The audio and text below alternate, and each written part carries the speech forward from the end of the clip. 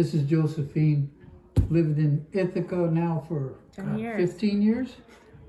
How many? Almost 10. Almost 10. Okay. Tanya's trying to make me older than I am already. All right. And Tommy and Peaches are doing this interview again. So the question is, 35 years from now, the world is in so much of a better place. We're not struggling with poverty. We're not struggling with housing. You know, healthcare is really on the upswing. So the question becomes, how did we do that? It's there. You're projecting that it's already there. What was the tipping point in society? Was there some sort of collective consciousness? Were there enough people speaking loud enough? How did we get there? What did we do? And you can pick one of those areas or many of those areas. So that's the question to you. Wow, that's a great question.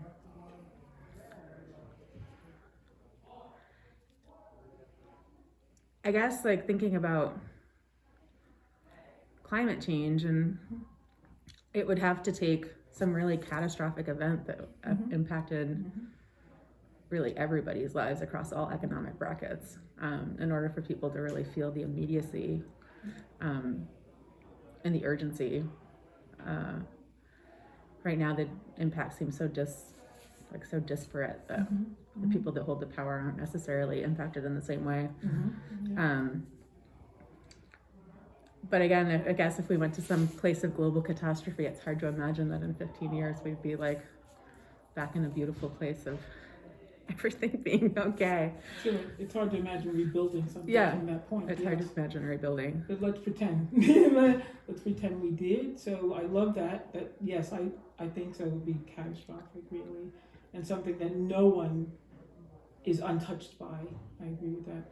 Okay, fine. So that happens. So then what happened after that? Did people come together and go, you know what? We have to throw out this blueprint and start again. What happened? What was it? How did people come together to create that change?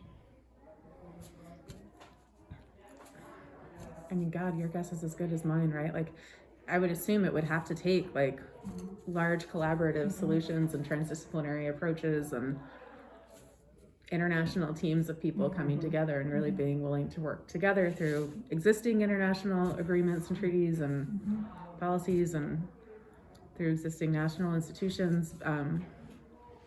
Some of it would have to get redone, of course, but I imagine a lot of it would have been wiped out, honestly, if we were at such like global kind of catastrophic proportions. But that's a really interesting point, because let's say it was wiped out, so then we have no choice. If we're still here, we have no choice but to reconstruct, right? Because human beings want to survive.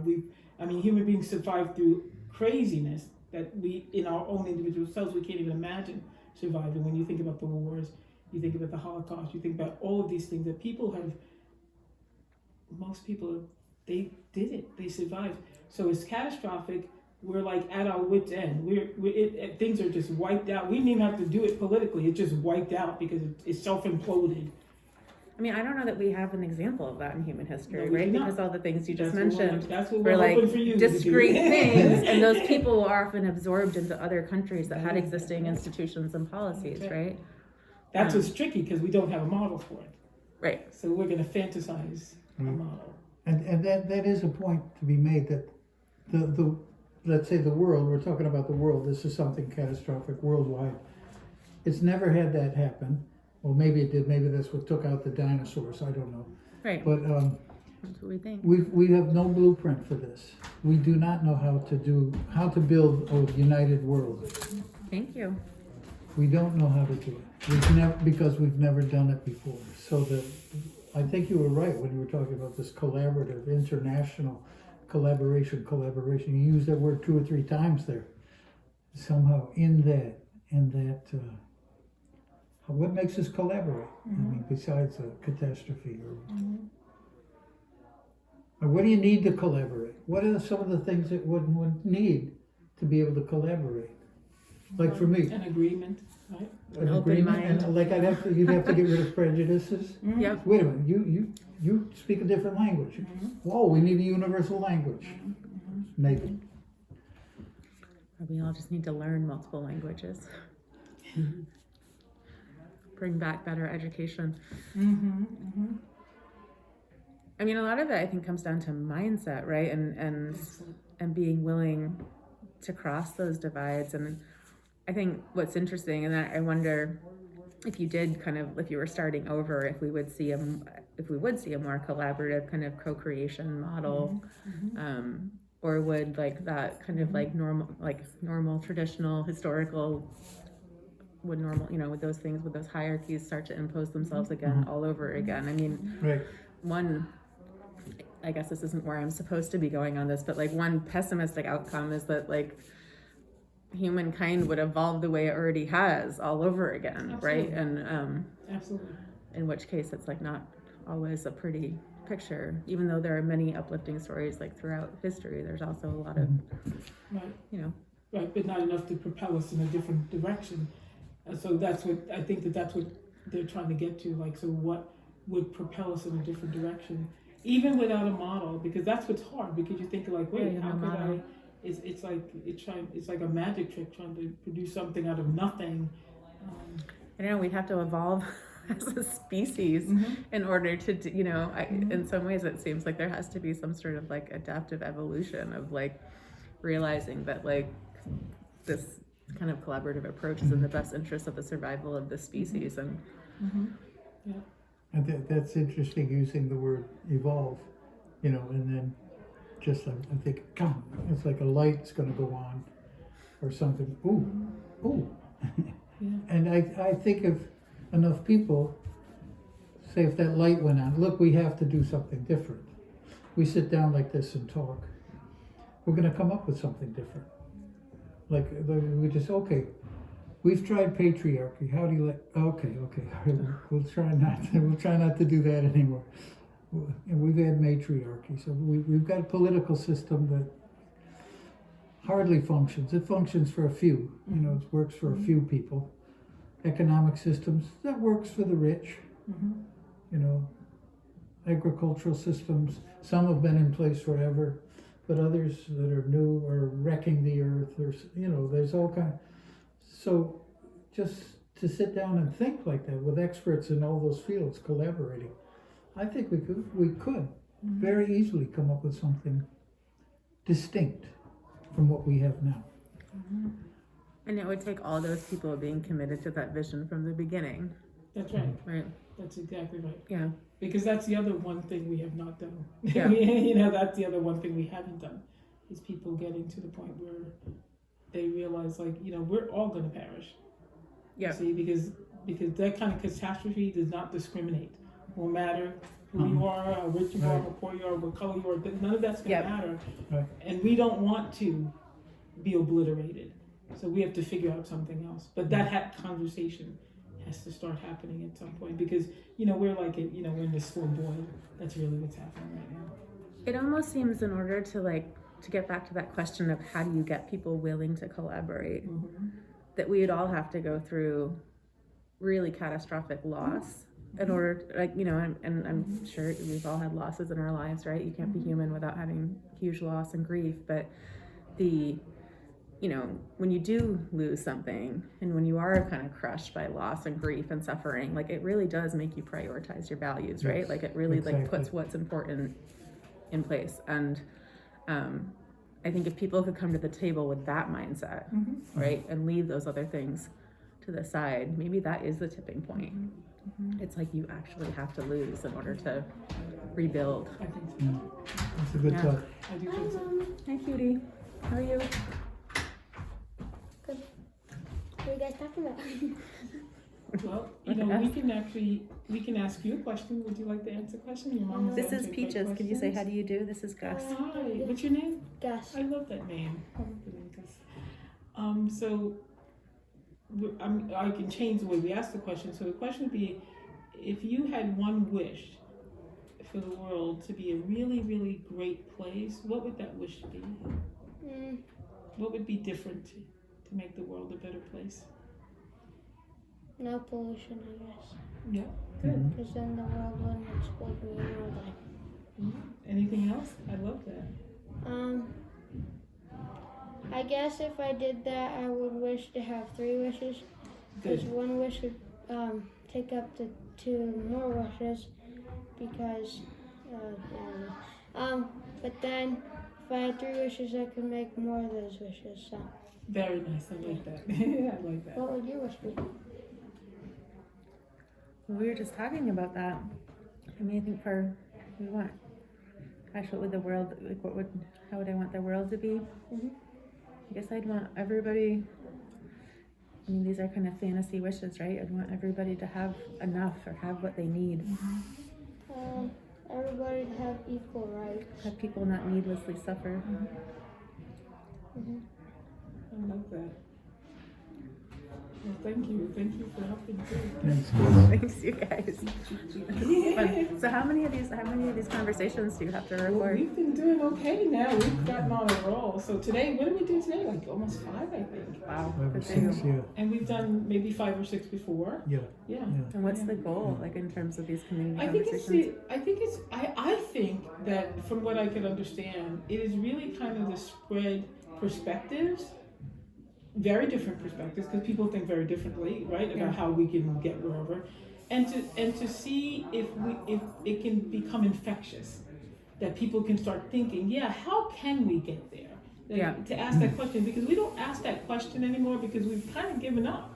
Yeah. You know, and we're trying to change things like one little thing at a time, you know, and that, you know, like that's just not gonna, well, Yeah. clearly it's not gonna work because it has Yeah. to work. And I think it's to just get people kind of thinking and moving and burning about, you know, yeah, what do we need to get down the line and to a better place? Yeah. And that's good because that can become infectious and that can start the Absolutely. conversation. Mhm. Yeah. Yeah. And There's a- Josephine, you said something about coming from a place of loss, coming to the table, everybody with, we've all had losses in our lives, and once you're crushed, then you're able to look for something. And I think there's 2 different ways that people change. One is that process. You get crushed and you're forced to change. Yeah. This isn't working, I gotta do something. And the other way is through inspiration. And as you were just using those words just now of, we get excited, we get, and that's inspiring, and we are, Yeah. we're capable of inspiring each other. Oh, yeah. We are. That we see all the time. Yeah. That we can do. Yeah. But it's not happening on, so let's say, a large enough scale That's right. to affect the systems that we've erected That's over the last thousands of years, that kind of thing. That's right. So it's going to take something big, but I think I'd much rather Yeah, how go with could you the totally- inspirational route than the catastrophic route. Given the choice. How do we get there though? What would be something that could globally inspire people? Like this is interesting, right? Because No, that's a good question. In my own communication research, I study loss and gain framing, and so but what we see often is that loss actually is what inspires behavior change, right? Like that these loss messages are more effective, and that people are averse to loss naturally. So It's very true, but I also think that,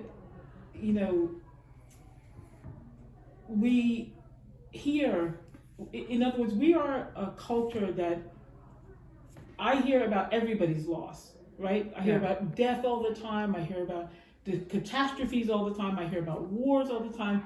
Well, why can't we change the dialogue? yeah, And so hearing about those things hurts me, it crushes me, it makes me Right. want to hide. Yeah. People kill themselves. I mean, really has an Yeah. impact listening does. constantly to all that. So why won't we change the dialogue? I'm hoping that this changes the dialogue.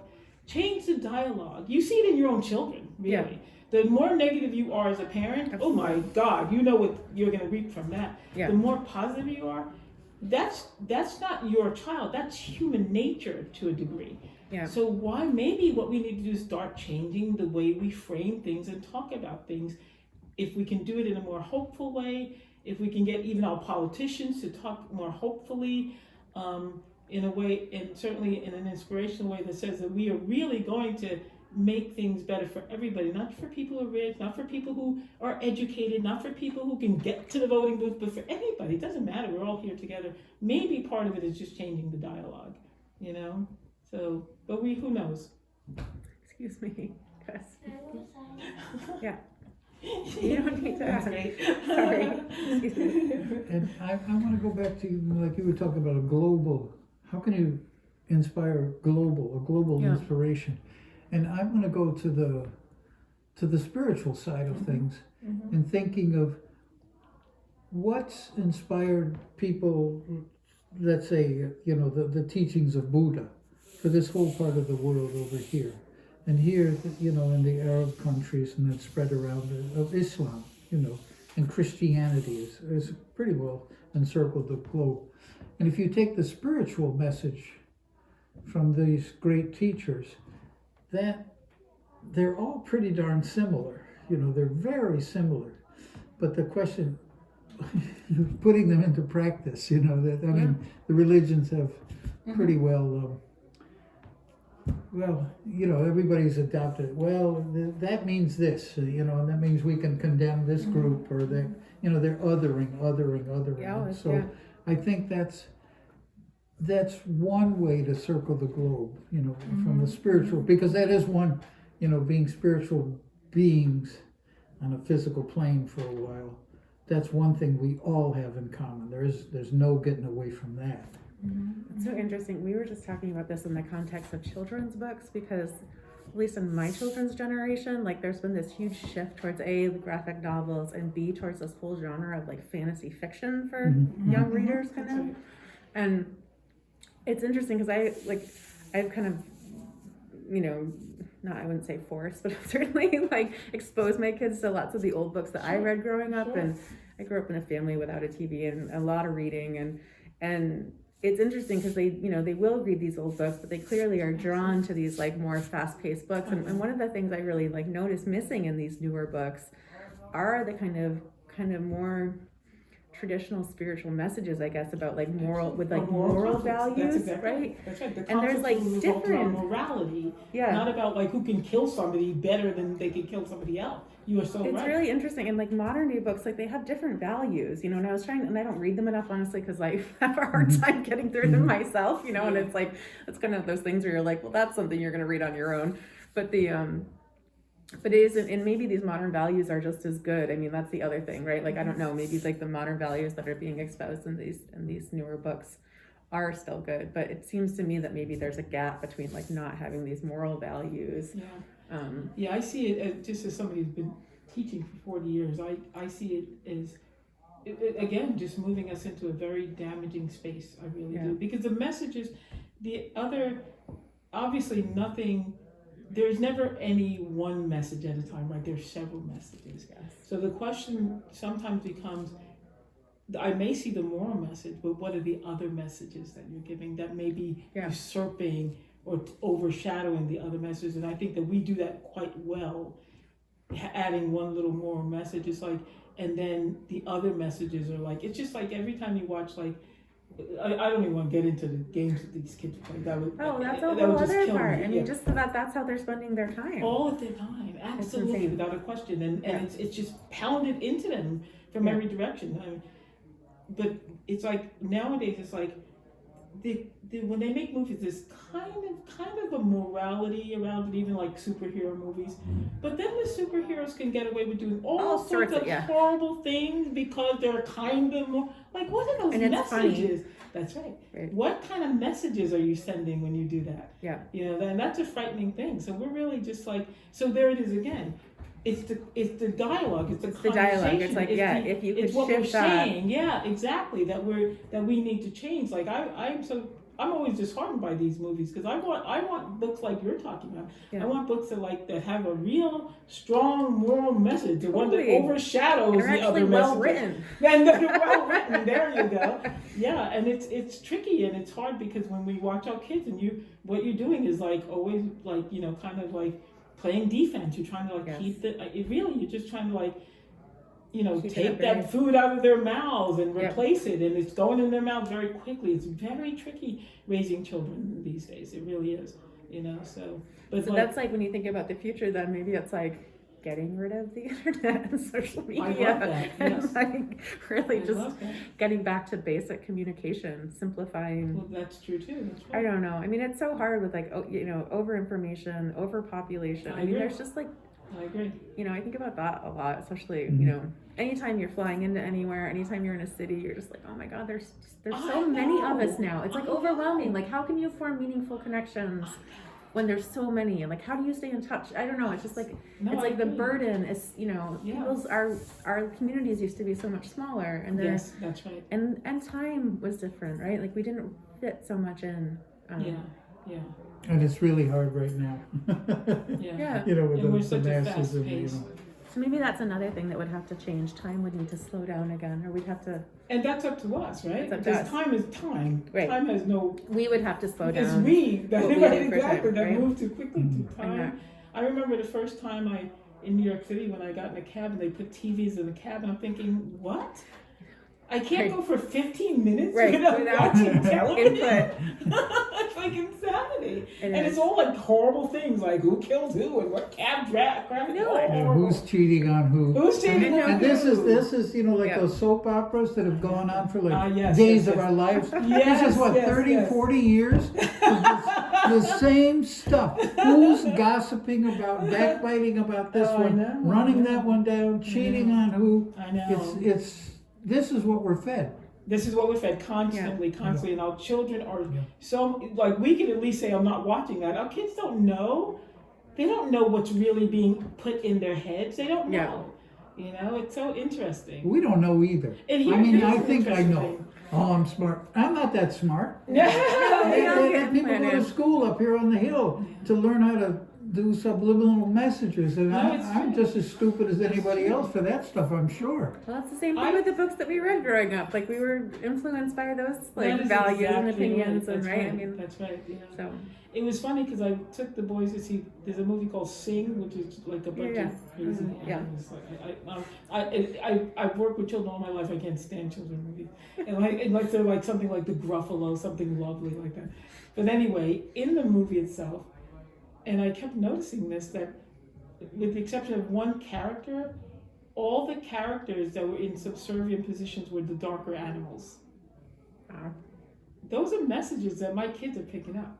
Yeah. And I was wondering why they came home and they love playing with Alexa, like asking her stupid questions. They're 8-year-old Yeah. crazy boy twins. Oh no way! These guys are twins. Are Yeah. they Oh, fraternal or okay. That's identical? great. Yeah. My Are grandkids you- do it too. Yeah. Oh, do they? I love it. It's So awful. they ask all these stupid questions, but they came home and a couple hours later they asked Alexa, was she a racist? And I realized Wow. that it was coming from the messages that they were getting from the movie. What But did that's she what I'm say? saying. That Interesting. she went very like, you know, politically correct, and she's like they first said to do Black Lives Matter, and she kept saying all lives matter, right? Oh wow. And so we looked at each other and I was like, what? And we did that like 10 minutes, and then we said, ask her if white lives matter, and we said, do white lives matter? She said white lives matter. Then after we did that a few times, she stopped doing any of that because I think that the computer caught up to itself, and she stopped doing any of that. And then she wouldn't mention black or white at all. Wow. So it was interesting. But Yeah. yeah. Oh no. I wish I had Ooh. recorded it because by the time we realized what was happening, Wow. the computer shifted and they wouldn't do that anymore. Yeah. I wish we had recorded it, but it was scary. But anyway, the point is that the 8-year-olds, Messages, they're yeah. seeing Yeah. what's happening. Then they So plug what right happens to into that. them when they grow up into adulthood? They're already programmed to think like, you hate me, I'm not good enough. We got to change the messages that we're putting out. You know, that's what we have to do. It's not just about like changing the political system. The messages that we give our kids and to us as well. Half Yeah. the things we know, right? I did a workshop. I do race relations workshops. Okay. I did a workshop one time and I asked the people to write down every stereotype you know. Every stereotype. And then I said to them, how many of those did you make up yourself? None. Of course you didn't. You learned it from the world around you. Yeah. So if we can internalize that, why can't we internalize the other?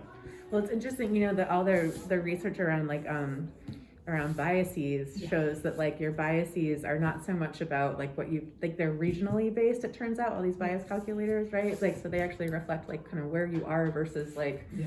whether or not you truly hold it within yourself. It's like you're so influenced by your environment. Very much. Yeah. Yeah, that's really interesting. Yes. And there's also research showing that, you know, public opinion affects, like, obviously, like, the way we frame messages, like, in public opinion, also, like, influences policy, right? And so there's been a lot of research showing that, like, legislation and policies have been like the 10-year prior media framing is like those, literally becomes the language that gets codified into That law. is exactly right. And so you do have to change that Yeah. like public message. What was that? Someone told me, I'm political. So my friend was telling me that, I think was it Biden or somebody that said that they should annihilate Hillary Clinton, or what was the word? Persecute. There was one of those words, right? And I thought, do you realize that when you start using that language, Yeah, you will inflammatory. start living into that language. Yeah. You have to be very careful about what. Not only that, you influence the rest of whoever's Yeah. listening to you Absolutely. to think that this is comfortable way to Normalizes it. refer to people. Yeah. And when do those thoughts seep into action? Because we've seen that a million times. So language and all that stuff is so important. That's why I love what they do here, because they're retraining, in a way, the emotional brain to think like about kindness and service and things like that. And I think that if we did that, and I work in the schools and we do not do that. We talk about being nice and being kind, and it has no follow through. It's just like, oh yeah, be good to the kids in the classroom so that I can manage the classroom better. That's Right. basically what happens. And then after that, do whatever, On your own. Yeah. I'm gonna, just because, I'm gonna be crazy. This is This good. This is super interesting. Josephine, I love thank it. So you. can we like just